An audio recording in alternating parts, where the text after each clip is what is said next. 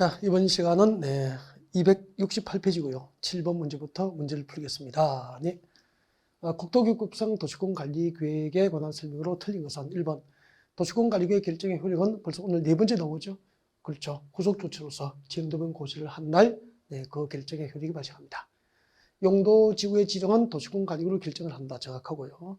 용도지역, 용도지구, 용도구역의 지정은 도시공관리구로 결정을 하게 되잖아요. 그 다음에 주민은 기반시설 설치, 정비, 개량에 관한 사항에 대해서 이반권자에게 도시공관리계획 위반을 제한할 수 있다. 그래서 세 번째 나왔죠. 자, 도시공관리계획 위반 대상 중에서 주민제한 대상 4개, 기반시설 설치, 정비, 개량, 지구단위 계획구역 지정과 변경, 산업유통 개발 진흥지구 지정과 변경, 입지 규제 최소 구역의 지정과 변경. 그렇게 되죠. 오케이. 4번 도시공관리계획은 광역도시계획과 도시공기본계획 부합되어야 한다. 당연하죠. 광역도시계획과 도시공기본계획에서 장기적인 발전 방향을 제시하면 그게 부합될 수 있도록 도시공관리계획을 위반을 해야 되잖아요. 정확하게 됩니다. 5번 볼까요? 네.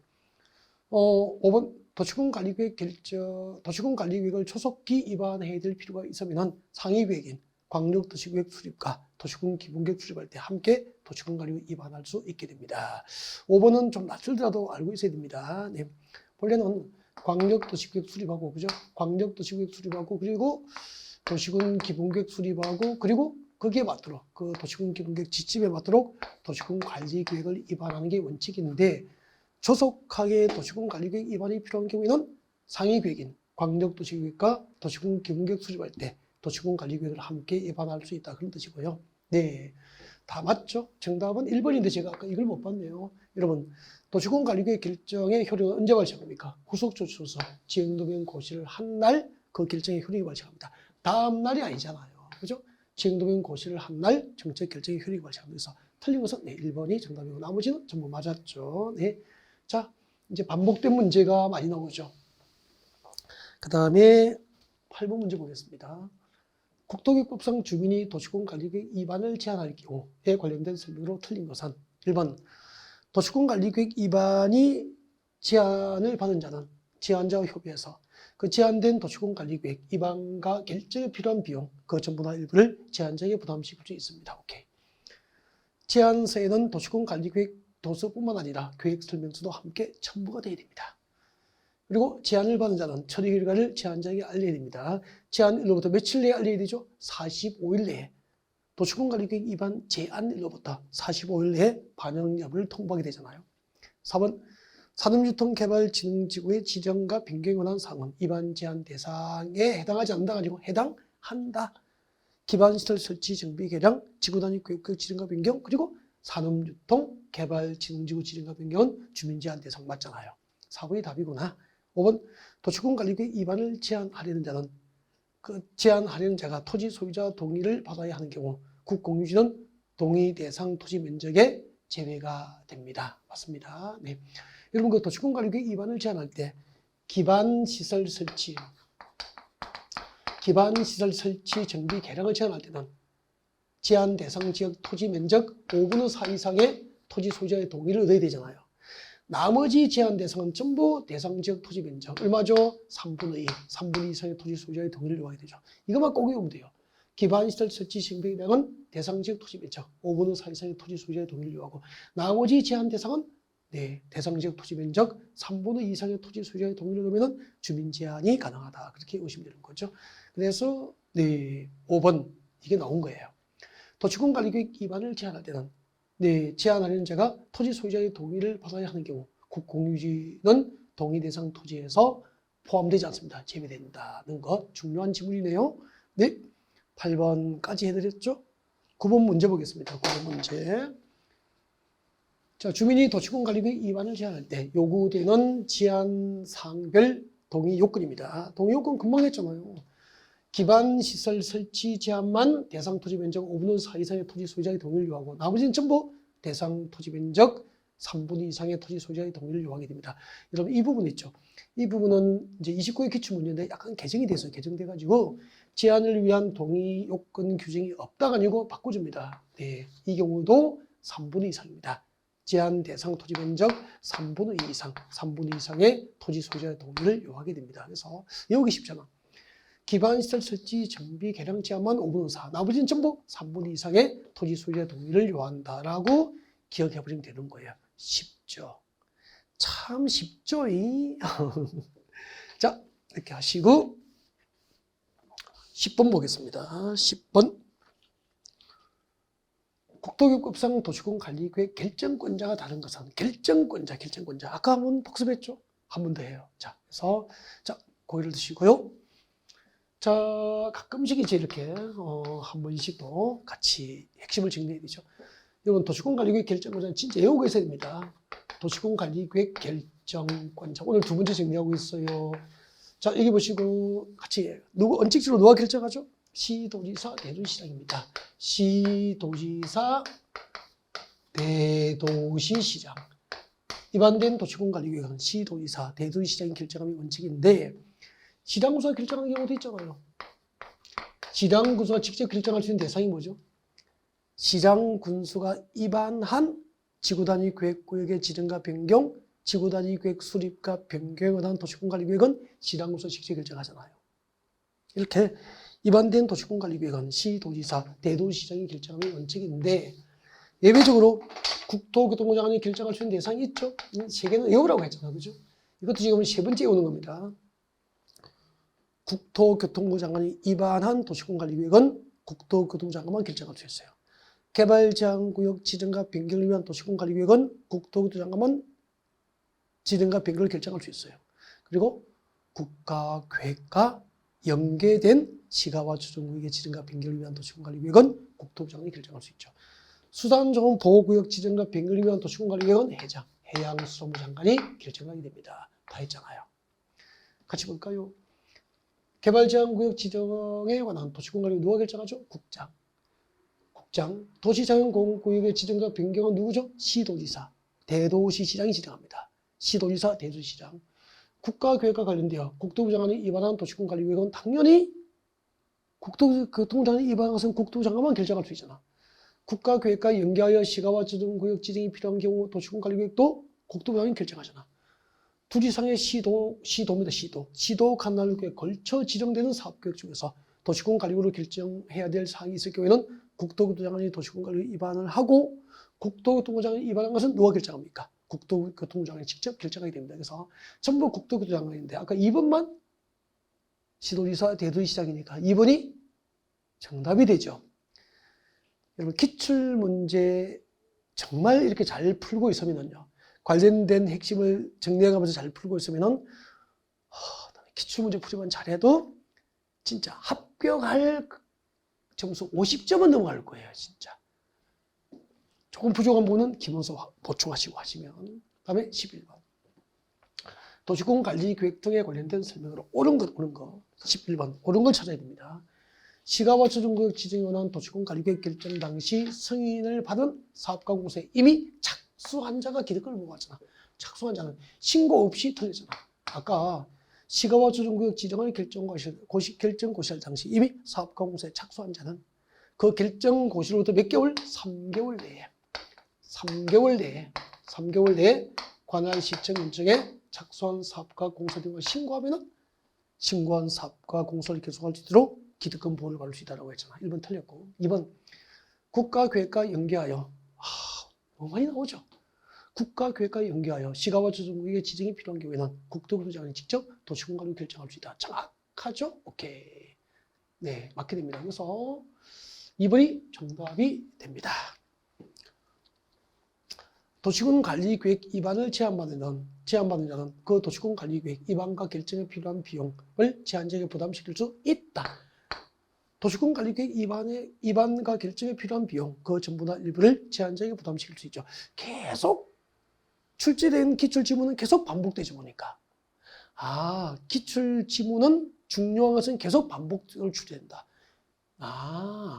수산조업보호구역 지정에 관한 도시군을 누가 결정하죠? 국토부 장관이 아니고 해양수산부 장관이 결정하잖아. 도시군 관리계획 결정은 언제 효력을 시작합니까? 지행도면 고시를 한 날에 다음 날이 틀리잖아. 후속 조치로서 지행도면 고시를 한 날 그 결정의 효력이 발생합니다. 벌써 지금 5번째 나왔잖아요. 돌고 있죠? 그죠? 중요한 지문은 돌고 돕니다. 다음 12번 문제는 없고요. 여기까지가 이제 용도 지역 도시군 광역도시 계획을 지정하기 위한 광역계획권 지정부터 광역도시계획 수립과 관련된 문제, 그리고 도시군 계획 중에서 도시군 기본계획과 도시군 관리계획 문제를 풀어본 거죠. 여기까지가 총론이에요. 지금부터 도시군 관리계획 중에서 이제 강론으로 들어갑니다. 용도지역편, 용도지구편, 용도구역편으로 들어가게 되는 거죠. 자, 국도계획법상 용도지역, 도시지역, 용도지역 중에서 도시지역에 해당하지 않는 것은 28회 기출 문제인데 이런 것은 보면 그냥 바로 답 짓고 와야 되지 뭐. 계획관리지역은 도시지역이 아니잖아, 그죠? 네, 나머지는 도시지역이고요. 네, 그 다음에 2번 국도교육법상 아파트 건축을 할 수 있는 용도지역은 잠깐만요. 이런 문제는 외워야 되는 문제가 아니에요. 진짜 우리 부동산 공부를 공부하면서 그 인문과정이나 기본 이론 시간에 그 용도지역별 지정 목적을 암기하게 하잖아요. 그 용도지역별 지정 목적을 알고 있으면 이런 문제가 풀립니다. 진짜 한번 보십시오. 계획관리지역이 뭐죠? 계획관리지역 지정 목적 3개를 외우라고 했잖아요. 잠깐만요. 여기를 보고 하나라도 기억이 나야 돼, 진짜. 계획관리지역 지정 목적이 하나도 기억이 안 나면 좀 외우십시오. 도시지역으로 편입이 예상되는 지역이죠. 도시지역으로 편입이 예상되는 지역이죠. 그 다음에 계획적 체계적, 제한적 이용 개발이 허용됩니다. 도시지역으로 편입이 예상되는 지역, 제한적 개발이 허용됩니다. 제한적 개발이 허용됩니다. 그리고 체계적 계획적 관리가 필요하죠. 체계적이고 계획적 개발이 관리가 필요하다는 겁니다. 도시지역의 편입이 예상되는 지역이다. 제한적 이용 개발이 허용되는 지역이다. 체계적 계획적 관리가 필요한 지역이에요. 이게 계획관리지역이잖아요. 그죠? 그러면은 도시지로 편입이 예상돼 있다. 제한적으로 개발이 허용된다. 계획적, 체계적 관리가 필요한다. 그리고 도시지역 밖에잖아. 그럼 여기는 계획관리지역 지정 상태 그대로는 아파트 건축이 허용돼야 안 돼? 안 돼요. 그죠? 그 다음에 일반공업지역입니다. 일반공업지역은 뭐죠? 환경을 저해하지 않은 공업 배치. 그러면 공해입니까? 무공해입니까? 무공해. 공해를 배출하지 않은 공장을 한 곳에 모으려고 만든 곳이에요. 공장만 모아둔 곳이에요. 공장지대에서 여기 어떤 아파트 짓냐고. 유통공업지역이고 유통상업지역이 뭐죠? 유통상업지역은 도시 안에서 서울 시내에서 도시 안에서 혹은 지역 간 서울 부산, 서울 대전, 서울 광주 지역 간 유통기능 정지 목적이죠. 서울 강릉 간 도시 안에서 혹은 지역 간 유통기능 정지 목적이니까 대규모 도매시장이잖아. 도매시장이 위치한 곳이 유통상업지역. 그러면 서울의 동대문 상가, 남대문 시장 안이 유통상업지역이에요. 남대문 시장 안에 어떻게 아파트 짓습니까? 도매시장 안에. 상식이잖아. 일종 일반 주거지역이 뭐죠? 일종 일반 주거지역은 주택의 층수에 따라서, 일반 주거지역은 주택의 층수에 따라서 1종부터 3종을 세분 되잖아. 1종 일반 주거지역, 2종 일반 주거지역, 3종 일반 주거지역. 1종은 저층, 2종은 중층, 3종은 중고층 위주의 편리한 주거환경 조성이 목적이잖아. 그때 1종은 저층이잖아. 몇 층 이하죠? 4층 이하. 그러면 주택으로 올 수 있는 층수가 5개층 이상의 아파트는 지을 수 없는 거잖아. 그죠? 4층 이하나요. 그럼 이제 중층부터는 5층 이상의 주택이 가능하니까 아파트 가능하잖아. 2종부터. 그래서 2종 일반주거지역과 3종 일반주거는 아파트 건축이 가능하다 이 말이에요. 그 다음에 1종 일반주거는 아파트가 안 되는 거잖아. 저층, 4층 이하만 되니까. 주택으로 쓰인 층수가 5개층 이상의 아파트는 안 되는 거잖아요.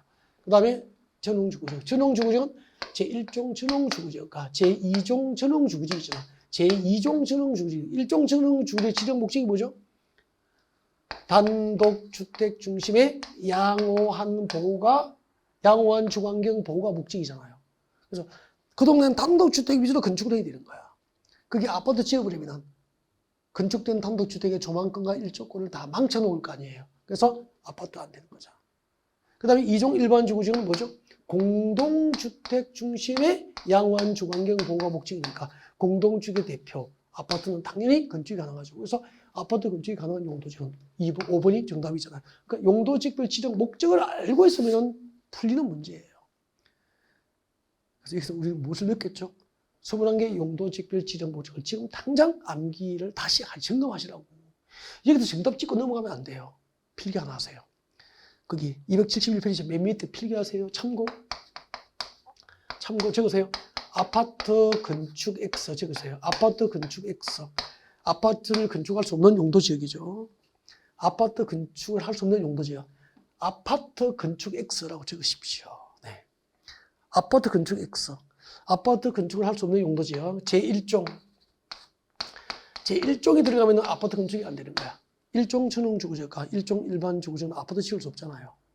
1종, 제1종. 그 다음에 전공, 일공, 유상. 전공, 일공, 유상. 전공, 일공, 유상. 아파트를 건축할 수 없는 용도지역 제1종. 그리고 전공, 일공, 유상. 전공이 뭐죠? 전용공업지역, 일반공업지역, 유통상업지역은 아파트 지을 수 없죠. 왜요? 전용공업지역은 환경, 중하공가, 공해성 공업 수용이 목적이잖아. 그래서 전용공업지역은 공해 전용 용도지역이야. 그래서 공해를 배출하는 공장만 모아둔 곳이 전용공업지역. 일공이 뭐죠? 일반공업지역. 일반공업지역은 환경을 저해하지 않는 공업 배치가 목적이니까 공해를 배출하지 않는 공장만 모아둔 것이 일반공업지역. 공해를 배출하는 공장만 모아둔 것은 전용공업지역이 되는 거야. 그럼 전용공업지역과 일반공업지역 어쨌든 공장만 모아둔 것은 공장지대에 어떻게 아파트 짓냐고. 유상이 뭐죠? 유통상업지역. 도매시장이 위치한 곳이 어떻게 아파트 짓냐고. 그래서 아파트 건축할 수 없는 용도지역 제1종. 그리고 전공, 일공, 유상. 그리고 녹관농자 적으십시오. 녹관농자. 녹관농자니까 녹지지역, 관리지역, 농림지역, 자연환경보호지역. 그래서 관리지역, 계획관리지역은 아파트 건축이 안 되는 거죠. 제1종, 전공, 일공, 유상. 그리고 녹관농자는 아파트 건축할 수 없다. 그렇게 되는 거예요. 네. 그 문제와 관련된 핵심 내용을 다 정리합니다. 그래서 기출문제를 잘 풀어야 돼요. 일단은 이 문제, 이런 문제를 풀려면은 이런 유형의 문제를 풀려면 21개 용도지역별 지정 목적을 암기하는 게 좋다. 꼭 그걸 하고 진도를 넘어갔으면 좋겠습니다. 그 다음에 3번 문제 볼까요? 아이고, 필기가 많아서 네, 정리를 해야 될 것이 많네요. 네. 그래도 좋아요. 진짜 대충 풀지 않죠? 네. 그 문제와 관련된 핵심 요약을 하고 있습니다. 자, 국토교육법상 용도지역과 용도지원에서 행위제한에 관련된 설명으로 옳은 것은 일단 원칙부터 물어볼게요. 여러분, 용도지역입니다. 여러분의 고객이 어떤 용도지역에 땅을 샀다고? 여러분의 고객이 어떤 용도지역에 땅을 사면은 이 용도지역 안에서 어떤 행위가 제한되는지 용도지역 안의 행위 제한이죠. 이 배웠잖아요. 내 고객이 어떤 용도지역에 땅 사면은 어떤 개발행위가 제한되는지 이때 행위는 개발행위잖아요. 가장 대표적인 개발행위가 뭐죠? 건축행위. 그래서 용도지역 안에서의 행위 제한은 곧 용도지역 안의 건축 제한을 의미하는 거라고. 용도지역 안의 행위 제한은 곧 용도지역 안의 건축 제한을 의미하는 건축 제한을. 그럼 이걸 외우라 그랬잖아요. 여러분, 21개 용도지역 안에서 건축 제한, 어떤 용도지역에 땅 사면 어떤 건축이 가능하고 어떤 건축이 제한되는지 어디에 규정되어 있는지를 알고 있어야 컨설팅 할 거 아닙니까? 이 공인중개사가 용도지역 안에서 건축 제한을 어디에 규정하고 있는지 알고 있는지 시험을 내는 거죠. 여기 빈칸이 생각이 나야 시험을 치는 거라고. 제가 이거 수업할 때 이야기했습니다. 너무 짧아서 연습하지 않는다고. 연습하지 않으니까 3일만 지나면 말을 못하는 거죠. 대답하십시오. 지정된 용도지역 안에서 건축 제한에 관한 사항은 무엇을 정하죠? 그렇죠. 대통령령을 정합니다. 지금 대통령령이 떠오르지 않았다, 기억되지 못하시면 시험 나왔으면 틀렸잖아요. 근데 대통령령이 뭐죠? 이 법 시행령이죠. 이 법이 뭐죠? 국토교육법 공부할 때는 국토교육법이지 뭐. 이 법 시행령, 국토교육법 시행령을 말하는 거죠. 우리 국토교육법 시행령에서는 21개 용도지역별 건축 제한에 관한 사항을 21개 용도지역별 건축 제한에 관한 사항을 건축 제한에 관한 사항을 21개의 별표, 21개의 용도지역별 건축 제한에 관한 별도로 준비된 표가 있죠. 별표라고 해요. 별도로 준비된 표가 있다고. 이 표를 보면은 제1종 전용주거장에서 건축 제한 표가 있다고. 제1종 전용주거의 땅 사면은 이런 건축을 건축할 수 있다라고 딱 정해져 있다니까. 이걸 보고 1종 전용주거의 땅 사면 이런 건축을 할 수 있습니다라고 상담하시면 돼. 제일 마지막에 자연환경 보전지역 안에서 건축 제한 표를 보고 자연환경 보전지역에서 건축 가능한 건축물의 종류를 컨설팅하면 된다 이 말이에요. 이렇게 용도지역 안에서 건축 제한에 관한 사항은 대통령 내용으로 정하는 게 원칙인데 예외적으로 용도지역 안에서의 건축 제한을 개별 대통령 내용으로 정하지 않고 개별법으로 정하는 경우가 있다는 거죠. 개별법으로 여기 적을게요. 개별 법률로 정한단 말이야. 개별법으로 규정하는 경우가 있죠. 예를 들면은 용도지역 안에 농공단지 기억나시죠 이제? 농공단지 안에 땅 사면은 이 지정된 농공단지 안에 땅 사면은 어떤 건축을 할 수 있고 건축 못하는지는 개별 법률로 규정한다. 그 법이 뭐죠? 상계법, 산업, 입지 및 개발에 관한 법률로 정한다 이 말이야.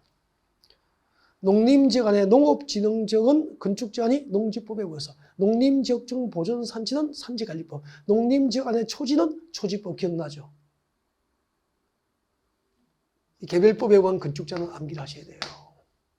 그 다음에 용도지구입니다. 용도지구. 용도지구 안의 건축 제한이죠. 내 고객이 어떤 지정된 용도지구 안에 땅 사면은 어떤 건축을 할 수 있고 어떤 건축이 제한될까를 어디서 정할까? 용도지구 안에서의 건축 제한이죠. 용도지구 안에서의 건축 제한은 원칙이 뭐죠?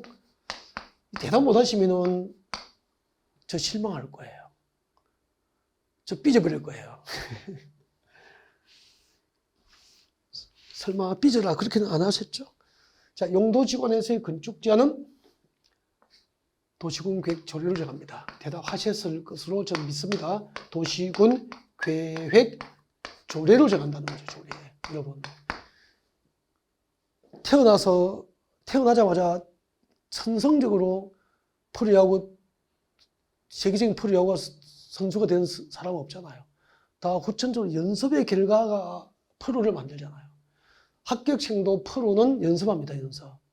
이걸 끊임없이 연습하는 사람이 잊어버리지 않는 거죠. 누구나 돌아서면 잊어버려요. 단 연습하는 자는 오래 기억합니다. 이게 진리예요. 지정된 용도지구에서 건축 제한에 관한 사항은 도시군 계획 조례로 정하는 게 원칙인데 예외적으로 용도지구에서의 건축 제한을 조례로 정하지 않는 용도지구 4개 정도를 외우라 그랬죠. 이거 못 외우면은 이제 친한 척 안 할 거예요. 고도지구 기억나죠? 고도지구 안에서 건축 제한은 뭐죠? 조례가 아니고 도시군 관리계획이잖아. 도시군 관리계획. 고도지구 안에서는 도시군 관리계획으로 정한 건축물 높이의 최고 한도를 초과하여 건축할 수 없도록 건축 제한을 받게 됩니다. 그래서 고도지구 안에서의 건축 제한은 도시군 관리계획에 의함. 자연취락지구. 자연취락지구 안에서의 건축 제한은 대통령령 국토교육법 시행령에 의한다 이 말이야. 집단취락지구. 집단취락지구 안에서의 건축 제한은 이건 아시죠? 개특법, 개발제한구역의 지정 및 관리에 관한 특별조치법, 개특법에 의하잖아. 개발제한구역 안에서의 건축 제한은 개특법이죠. 그리고 너무 중요하잖아요. 개발진흥지구. 개발진흥지구 안에서 건축 제한은 원칙이 지구 단위 계획. 그 개발진흥지구를 대상으로 수립된 지구 단위 계획과 개발계획에 위배되는 건축물을 건축할 수 있도록 건축 제한이 이루어지는 거죠. 꼭 외워야 돼, 이 4개를. 이 4개를 외우고 고도지구는 도시군 관리계획에 의한다. 자연친화주는 대통령령, 집단친화주는 개특법, 개발지능지구는 지구단위계획과 개발계획의 우주 건축제한을 받게 되는 거죠. 조례가 아니잖아, 전부 다. 나머지 고도지구와 자연친화주와 집단친화주와 개발지능지구를 제외한 나머지 모든 용도지구안에서의 건축제한은 원칙대로 도시공계획 조례에 의한다 이 말이야. 그럼 조례에 의하지 않는 건 5개를 외워야, 이 4개를 외워야 나머지는 전부 도시공계획 조례로 건축제한을 만들고 답을 찾아갈 수 있는 거 아닙니까? 이 원칙을 딱 알고 있는 상태에서 특례 규정을 일부 이제 다 봐야 된다 이 말이야. 여기 나온 것들은 다 주옥같이 중요한 것들이죠. 출제 계속적으로 반복적으로 출제되는 것들입니다. 아마 이 중에서 이 5개 지문 중에서 하나는 또 나올걸요. 보겠습니다. 국토교육법상 용도지역과 용도지구에서의 행위제한, 건축제한에 관련된 설명으로 옳은 걸 찾아야 되네. 옳은 것. 1번 도시적 관리적 농림적 자연환경 보존지로, 이거 알죠? 도시적 관리적 농림적 자연환경 보존지로 용도가 지정되지 아니한 지역의 땅 사면은 그중 건축제한이 가장 까다로운 뭐죠? 도시지역이 아니고 자연환경 보존지역, 자연환경 보존지역에 관한 규정이 뭐죠? 건축제한, 건폐율, 용적률 규정을 적용한다는 거죠. 자연환경 보존지역에 적용할 건축제한, 건폐율, 용적률 규정을 적용받는 거죠. 제가 이 부분을 이렇게 그림을 그려서 설명했을 거예요. 보십시오. 우리나라 국토를 대상으로 용도지역이 지정됩니다. 전국토를 대상으로 도시지역과 관리지역과 농림지역과 자연환경 보존지로 용도지역이 지정되잖아요. 근데 전국토를 대상으로 한꺼번에 일률적으로 지정되지 않고 용도지역은 필요에 따라서 순차적으로 지정되기 때문에 우리 국토의 일부는 아직까지 용도지역이 도시적, 관리적, 농림적, 자연환경 보존으로 용도지역이 지정되지 않은 땅이 있다 이 말이야. 이렇게 도시적, 관리적, 농림적, 자연환경 보존으로 용도지역에 지정이 없는 지역의 땅 사면은 그 지정된 용도지역 4개 중에서 그 지정 목적의 비초와 건축제한이 가장 까다로운 자연환경 보존지역에 적용해야 될 건축제한, 자연환경 보존지역에 적용해야 될 건축제한, 그리고 건폐율, 용적률 규정을 적용한다 이 말이에요. 그래서 이런 곳에 땅 사면은 망하게 되잖아요. 그 다음에 도시지역이 세부적인 용도지로 지정되지 않는 경우에는 도시지역이 세분된 용도지역 가운데서 건축제한이 가장 까다로운 생산녹지지가 아니고 보전녹지지역에 관한 건축제한, 건폐율, 용적률 규정을 적용받습니다. 틀렸고, 관리지역이 세부적인 용도지로 지정되지 않은 경우에는 그중 건축제한이 가장 까다로운 보전관리지역에 관한 행위제한 규정을 적용받잖아. 맞는 것은 3번이 맞게 되네요. 이 세계는 단골로 자주 나오잖아. 여기저기에서. 그 다음에 시가버처정구역에서는 시가버처정구역에서의 도시군 계획 사업은, 여러분 도시군 계획 사업은 봐요. 도시계획과 군계획으로 계획된 사업이잖아. 사적 개발입니까? 공적 개발입니까? 공적 개발이잖아. 공적 개발은 도시개발법상 민간 제한 도시개발 사업만 시행할 수 있다. 틀리잖아요. 도시군 계획 사업, 시가와 조정구에서 도시군 계획 사업은 원칙적으로 금지되어 있단 말이야. 그렇게 무서운 거야. 시가와 조정구역이 지정된 동네는 원칙적으로 도시군 계획 사업도 금지되어 있어. 단 민간 제한 도시개발 사업만 시행할 수 있는 게 아니고 단 국방상 공익상 시가와 조정구역에서 국방상 공익상 사업 시행이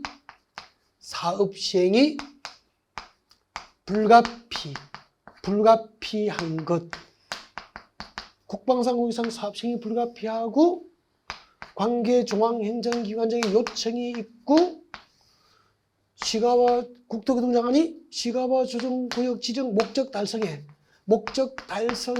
지장이 없다고 인정하는 도시군 계획 사업만 예외적으로 가능할 뿐이야.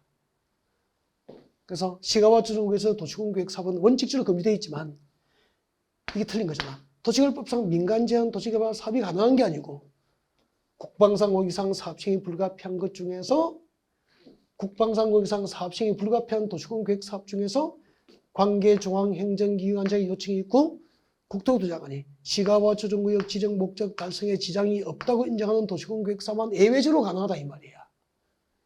틀린 거잖아요. 어렵죠. 5번 시가와 조정구역에서는 도시군 계획 사업에 의한 행위가 아닌 경우 도시군 계획 사업에 의한 행위가 아니니까 비도시군 계획 사업이잖아. 비도시군 계획 사업이잖아. 시가와 조정구역에서 비도시군 계획 사업은 모든 개발 행위를 허가할 수 없다가 아니고, 그죠? 도시군 계획 사업에 의하지 않은 개발 행위 중에서 허가상으로 법정된 것, 허가를 받고 할 수 있는 상으로 국토교획부가 시행령에서 법정된 것, 법에 정해진 거죠. 법정된 것은 관할 시청 중에서 허가를 받고 할 수 있게 되는 거예요.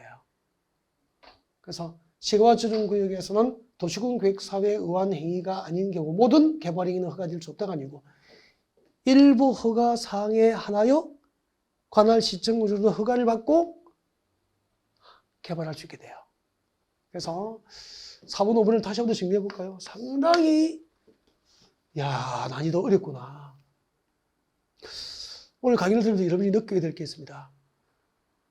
단순 암기를 카드를 만들어서 멋지게 외워도 외울 때는 뿌듯하고 든든할지 모르겠지만 시험지를 받는 순간 암기된 것이 왜 이렇게 나온 것이 없지라고 절망하게 될 겁니다.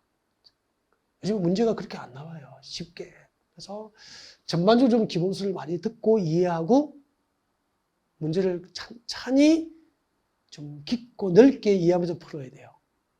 시가와 조정구역에 대한 행위자를 다시 한번 설명드릴게요. 3번 문제와 관련된 내용을 너무 많이 설명하고 있죠. 문제 숫자를 많이 푸는 것보다는 다 풀고 있잖아 지금. 그 문제와 관련된 내용을 폭넓게 여러분에게 핵심을 정리해 드리겠다는 겁니다 지금. 여러분 강의를 듣다가 이해가 안 되면 꼭 기본서에 관련된 곳 시가와 조정구역 다시 한번 들어봐요. 들어보면은 이해가 되고 그렇게 됩니다. 한번 봐요. 시가와 조정구역. 시가와 조정구역의 행위 제한이죠. 시가와 조정구역에 땅 사면은 개발행위 제한이 어떻게 될까? 시가와 조정구역에서의 행위 제한의 원한사항은 이 법, 국토교육부가 그 시행령에서 직접 정하고 있어요. 어떻게 이렇게. 이걸 지금 세 개를 통째로 좀 외우라 그래요. 저는 이 세 개를. 딱 설명 듣고 이해하면 외워버리기 쉽잖아요. 여러분, 시가와 조정구역으로 지정된 동네 땅 사면은 원칙적으로 도시군계획 사업 시행이 금지됩니다. 시가와 조정구역으로 결정 고시된 토지에서는 원칙적으로 도시군계획 사업,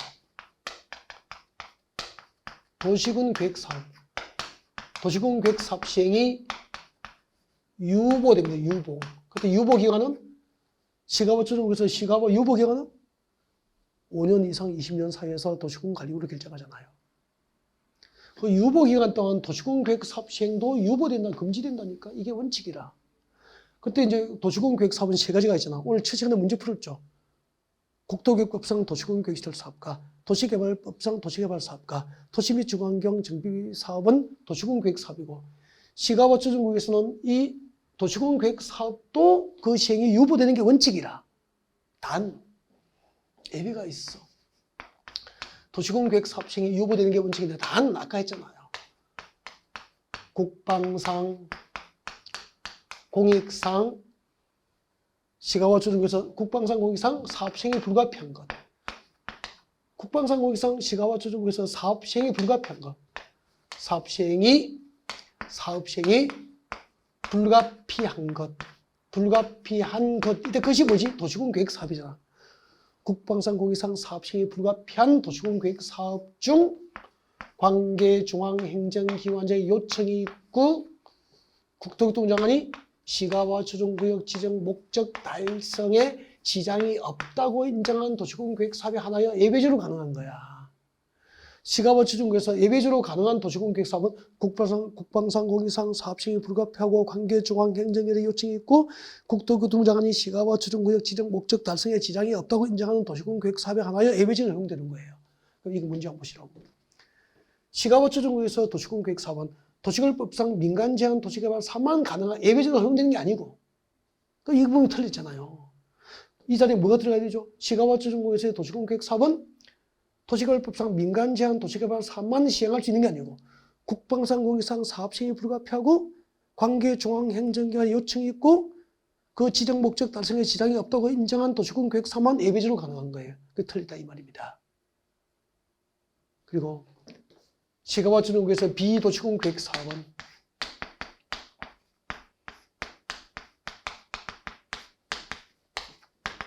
비도시군 계획 사업은 즉 도시군 계획 사업에 의하지 아니한 개발행위잖아요. 여기 한번 보십시오. 시가와트 전공에서 도시군 계획 사업에 의한 행위가 아닌 경우니까 도시군 계획 사업입니까? 비도시군 계획 사업입니까? 여기서 비도시군 계획 사업을 말한 거예요. 비도시군 계획 사업을 말한 거예요. 비도시군 계획 사업은 허가사항, 개발행위 허가를 받아야 할 사항이잖아. 개발행위 허가를 받아야 할 사항으로 법정된 것, 법에 정해진 것, 허가사항으로 법정된 것을 관할시청군청에 가서 개발의 허가를 받고 할 수 있다 이 말이에요. 어디 가서 허가 받죠? 관할시청군청에 가서 허가를 받지요. 이 세 개를 머릿속에 있어야 된다니까. 예를 들면 저 한번 보세요. 시가와트 전공에서의 행위자한, 시가와트 전공으로 결정고시인 토지나 원칙적으로 도시군 계획 사업 시행이 유보되지만 국방상 공익상 사업 시행이 불가피한 도시군 계획 사업은 예외적으로 가능해. 그리고 도시군 계획 사업에 의하지 않은 개발 행위는 허가상으로 법정된 것을 허가받아서 할 수 있다는 거죠.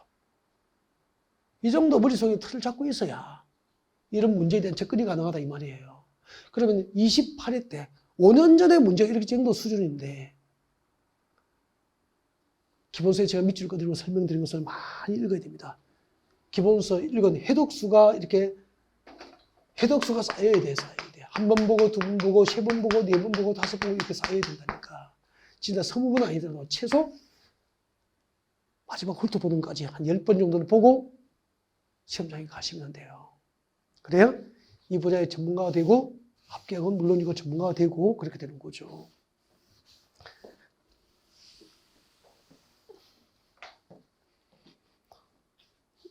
(3번이었죠) 네, 4번 문제 보겠습니다.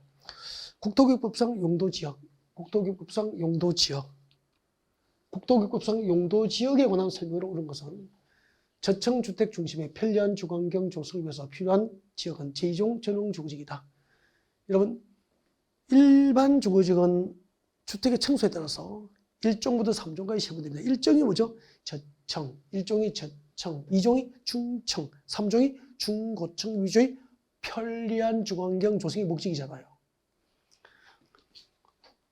고개 드세요.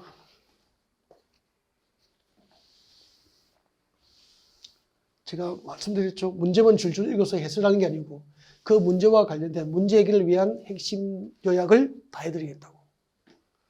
봐주십시오. 주거지역이 어떻게 되죠? 전용주거지역과 일반주거지역과 무엇이 있죠? 준주거지역이잖아. 준주거지역이죠. 같이고 같이. 그래서 우리는 주거지역을 전, 일, 준 이렇게 외웠잖아. 같이는 같이. 이럴 때 하는 거죠. 전용주거지역은 몇 종으로 세분되죠? 1종 전용주거지역도 있고 제2종 전용주거지역으로 세분되잖아. 전용주거지역은 1종과 2종으로 세분됩니다.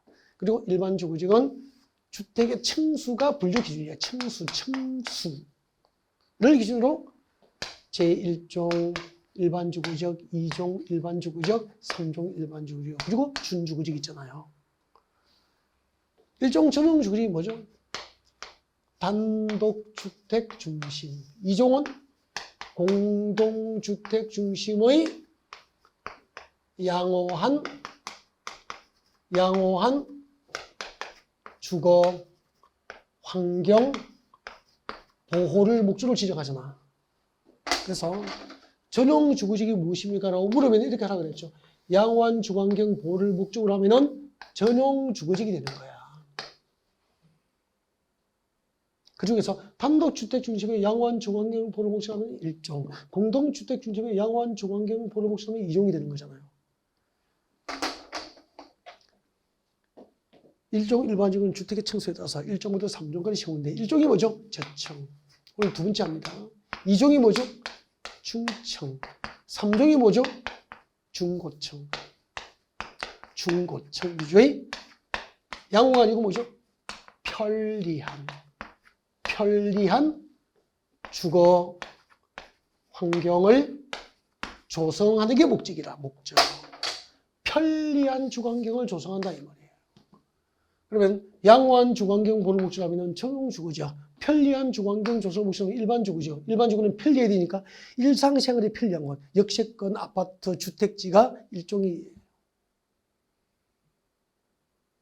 맞죠? 제일 위에서부터 단독, 공동, 저층, 중층, 중고층. 준주거층은 뭐죠? 주거 기능을 중심으로 하면서 일부 상업 기능과 업무 기능이 플러스 보완이 되잖아요. 그래서 주거적 6개 중에서 가장 제도적으로 이용 범위가 넓은 게 뭐죠? 준주거적 이렇게 되는 거고요. 그래서 4번 문제 봅니다. 저층 주택 중심의 편리한 주거 환경 조성을 위해서 필요한 지역은 이종층을 위해서 틀리잖아요. 저층 주택 중심의 편리한 주거 환경 조성 목적은 제1종 일반 조직이 되는 거잖아. 틀렸네요. 환경을 저해하지 않은 공업 배치. 공해를 배출하는 공장만 한 곳이 뭐가 될까요? 뭐죠? 일반 공업적. 일반 공업적이잖아요. 중공업적이 틀렸잖아요. 그 다음에 3번 봅니다. 공유수면 매립 구역이 두 개성의 용도지에 걸쳐 있을 경우에는 걸친 부분의 면적이 가장 큰 용도지과 같은 용도지로 지정된 것으로 봐도 완전 틀렸잖아. 거기 들죠? 이 부분 우리가 이렇게 공부했죠. 여보세요. 여기가 인천이에요. 네, 용도지기 도시적, 인천시가지 도시적입니다. 그때 인천 앞바다 밑에는 공유수면 바다예요. 인천 앞바다입니다. 인천 앞바다. 바다인데 인천 앞바다 공유수면 바다를 매립을 했어. 그 바다의 매립 목적이 송도, 신도시처럼 도시개발이 목적이에요. 공유수면 바다의 매립 목적이 도시개발이고 매립구역에 이웃한 인천의 용도지도 도시적이잖아.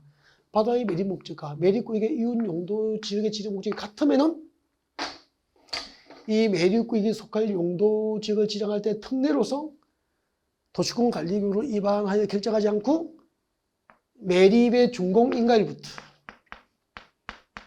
매립 공사가 끝나고 준공사를 받으면 그 준공인가일부터 준공인가일부터 이 매립구역에 속할 용도지역은 매립구역이 이웃하고 있는 용도지역 뭐죠? 도시죠. 이웃 용도지역으로 여기서는 도시적이죠. 이웃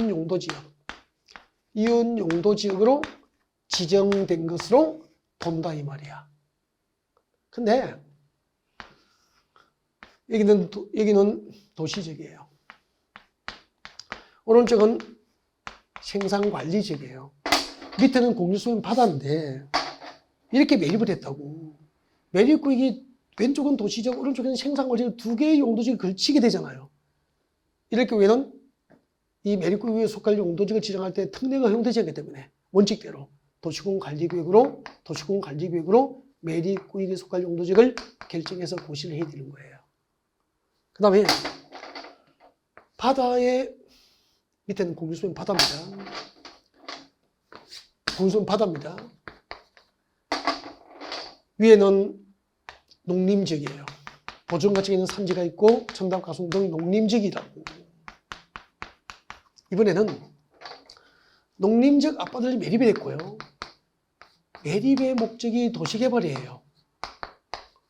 도시개발이 목적이라고. 즉 농림지역에서 생산된 쌀을 대도시로 운송하기 위한 항만도시 건설이 목적이라고. 이번에는 바다의 매립 목적은 도시개발이고 매립구역의 이웃 용도지역이 농림지역이니까 매립 목적과 이웃 용도지역의 지정 목적이 서로 다르단 말이야. 이럴 때도 매립구역에 속할 용도지역은 무엇으로 결정합니까? 도시공관리구역으로 결정해서 고시를 해라. 한마디로 매립구역이 두 개의 용도지역의 이웃하고 걸치거나 매립 목적과 이웃 용도지역의 지정 목적이 서로 다를 때는 매립구역에 속할 용도지역을 도시공관리로 결정해야 되니까 용도지역 지정 특례가 허용되지 않는다는 뜻이잖아요. 바다의 매립 목적과 매립구역의 이온 용도 지역의 지정 목적이 같을 때만 그 매립구역에 속할 용도지역은 도시군 가격을 결정하지 않고 매립의 준공 인가일부터 매립구역에 속할 용도지역은 이웃하고는 용도지역으로 이웃 용도지역으로 지정된 것으로 본다. 이렇게 되는 거죠. 그래서 3번 같이 봅니다. 공유수의 매립구역이 두 개의 용도지역에 걸쳐 있을 경우에는 매립구역에 속할 용도지역은 원칙대로 무엇을 결정해야 됩니까? 도시군 관리구역을 결정해야 되죠. 도시군 관리계획, 도시군 관리계획으로 결정해야 한다. 그렇게 되잖아요. 그 다음에 도시지역에 대해 세부의 용도지역이 지정되지 않은 경우 건폐율에 대해서는 도시지역이 세분된 용도지역 가운데서 건축 제한이 가장 까다로운 보전 녹지지역, 보전 녹지지역에 관한 규정을 적용합니다. 앞에 문제 나왔었죠? 네, 틀렸고, 그 다음에 하나의 대지가 녹지지역과 그 밖에 용도지역에 걸친 거예요. 하나의 대지가 녹지지역과 그 밖에 용도지역에 걸쳐 있으면 녹지지역 건축물이 미관지구에 걸쳐 있을 경우에는 그 건축물과 대지 전부는 미관지구에 관한 건축물과 대지 규정을 적용하게 되잖아요. 그래서 정답은 몇 번이죠? 5번이 정답이 됩니다. 여러분.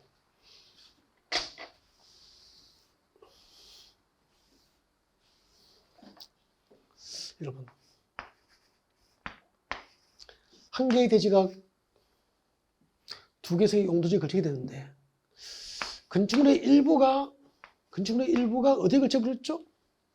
네. 건축물의 일부가 고도지구에 걸치게 된 거죠. 고도지구에 걸치게 됐죠. 고도지구에 걸쳐버리면 그 건축물 전부와 대지는 고도지구에 적용이 될 건축물과 대지구를 적용하잖아요. 녹지지역 건축물이 고도지구에 걸친 경우에는 똑같습니다. 그 건축물 전부와 대지에 관하여 고도지구에 적용이 될 건축물과 대지구를 적용한다 이 말입니다. 그 다음에 이제 5번 문제 한번 해요. 5번. 한 개의 대지가 녹지지역과 그 밖의 용도지역에 걸쳐 있죠. 한 개의 대지가 녹지지역과 그 밖의 용도지역, 여기는 준주거지역이에요. 걸치게 되면은 각각의 용도지역에 적용이 될 건축물과 대지구를 적용하는 게 원칙이라. 맞죠? 네. 근데 미관지구 건축물이 어디에 걸쳤죠? 녹지지역에 걸쳐. 이쪽이 미관지구의 왼쪽이. 미관지구 건축물이 녹지지역에 걸쳐버리면은, 그죠? 그때는 네, 면적 규모와 상관없이 그 건축물과 대지 전부는 네, 미관지구에 적용해야 될 건축물과 대지에 관한 규정을 적용한다는 이야기입니다. 근데 이제 이 부분이 24회 기출문제잖아요. 그때는 미관지구에 걸친 경우 규정이 있다가 지금은 없어져 버렸어요. 없어지고 지금은 고도지구로 걸친 경우에만 나와 있단 말이야. 그래서 지금은 이 미관지구를 뭐로 바꿔야 되면 고도지구로 바꿔줘요. 고도지구로 바꿔주시고 이쪽에도 고도지구로 바꿔주셔야 돼요. 그래야 맞게 되는 거야. 그래야 지금 현재는 이게 정답이 된다 이 말입니다. 다시 할게요.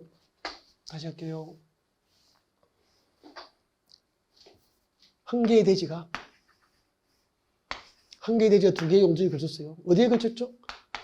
녹지지역과 그 밖의 지역에 걸쳤다고. 걸치면 면적과 상관없이 원칙대로 하면은 녹지지역과 그 밖, 한 개의 대지가 두 개 이상의 용도지역에 걸쳤는데 건축물의 일부가 고도지구에 걸쳐버렸어. 한 개의 대지가 두 개의 용도지역에 걸쳤는데 건축물의 일부가 고도지구에 걸쳐버리면 그 건축물 전부와 대지는 고도지구에 적용해야 될 건축물과 대지구를 적용하는 게 원칙이다 이 말이다. 단 녹지지역 건축물이 고도지구에 걸친 것도 또한 같다 이 말이다. 녹지지역의 건축물이 고도지구에 걸친 경우에도 또한 같다니까 그 건축물 전부와 대지는 고도지구에 적용해야 될 건축물과 대지구를 적용한다 이 말입니다. 이제 오세요. 한 개의 대지가 녹지지가 그 밖에 언제 걸쳐 있을 때 녹지적 건축물이 어디에 걸쳐있죠? 고도지구에 걸치버려요. 그 건축물과 대지 전부는 고도지구에 관한 건축물과 대지군을 시공한다 이 말입니다. 아셨죠? 그래서 미관지구를 지금은 고도지구로 수정을 해주고 이걸 만든 걸로 하셔야 되는 거예요. 이해가 되죠? 네. 이 부분은 앞으로 한 번 더 그 관련된 내용이 나오면 설명할 기회가 있을 겁니다. 네. 5번이 정답이에요. 네. 여기까지. 네. 수고하셨습니다.